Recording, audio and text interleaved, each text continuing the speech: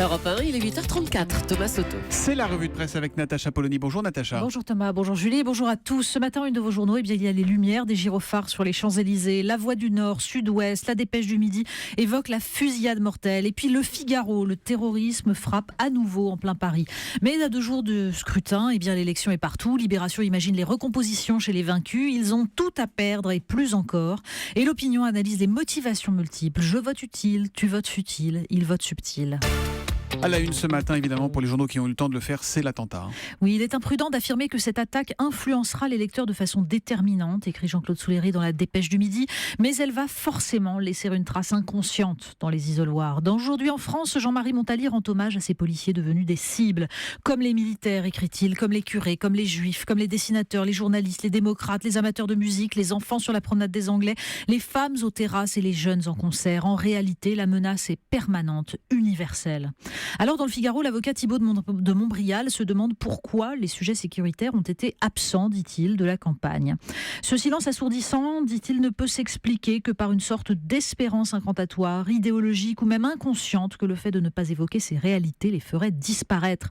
Si les candidats ont intégré la question terroriste dans leur programme, tous ne semblent pas avoir perçu son ampleur qui résulte du constat que nous ne sommes pas tant menacés par des organisations étrangères que par des citoyens français qui nous haïssent et sont susceptibles d'attaquer sans même être directement commandités depuis l'étranger. Et pendant ce temps, les policiers ont des problèmes étonnants, inattendus. Oui. Aujourd'hui en France, on nous raconte que les stands de tir réservés à l'entraînement des policiers d'Île-de-France sont tous fermés, sans aucune date de réouverture. En cause, l'interruption du nettoyage des locaux par une société prestataire. Des taux de contamination au plomb supérieurs à la normale auraient été décelés sur 3 salariés. Alors la médecine du travail a alerté l'inspection du travail.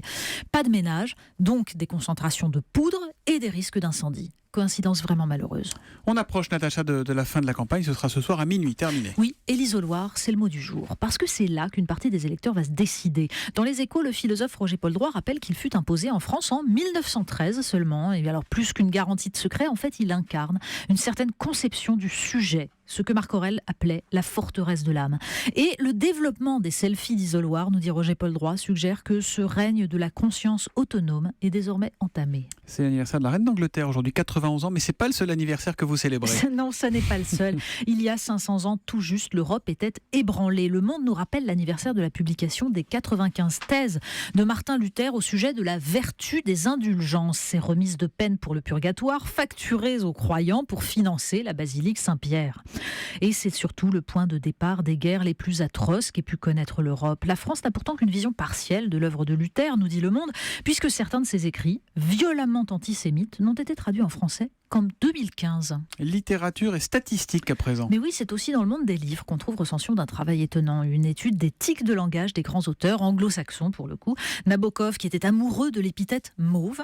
Bon, Hemingway, sans surprise, chez qui le cognac coule à flot. Dan Brown, l'auteur de Da Vinci Code, qui abuse de l'adverbe soudain. Et puis, il y a les clichés, vous savez, ces expressions toutes faites. Jane Austen est celle qui en use le moins. Salman Rushdie, un de ceux qui les utilise le plus. Alors la palme revient à James Patterson, dont l'expression préférée est « les mots me manquent ». Et en même temps, comme dirait l'autre. Voilà. On termine avec quoi ? Eh bien, quand les mots manquent, on peut utiliser ceux des autres, ceux des chansons. Le magazine Styliste répond très sérieusement aux questions posées par les chansons célèbres. Françoise Hardy, comment te dire adieu ? Alors là, en amour, en travail, comment on fait ? Beyoncé, Wadsworth, Looking Jealous or Crazy ? Donc, qu'est-ce qui est le pire, avoir l'air jalouse ou folle ? Eh bien, réponse de Roland Barthes dans les fragments d'un discours amoureux. Judy Garland, If happy little bluebirds fly beyond the rainbow, why, oh why can't I ? Si les petits oiseaux bleus peuvent voler au-dessus de l'arc-en-ciel, pourquoi moi je ne peux pas ? Eh bien, parce que l'arc-en-ciel est un phénomène optique. Et puis, il y a Frank Zappa, Why does it hurt when I pee ? Pourquoi ça fait mal quand je pisse ? Je ne répondrai pas. Et puis moi, je répondrai surtout à cette question des Clash. Should I stay or should I go ? You stay, and you will come back on Monday. Vous restez avec nous, vous revenez lundi. Natacha Polony, la revue de presse. Quel accent en anglais, Wall Street English, non ? C'est incroyable. Mon Dieu, non, quelle horreur, j'ai honte. Incroyable. Merci beaucoup Natacha Polony et à lundi matin. Europe 1.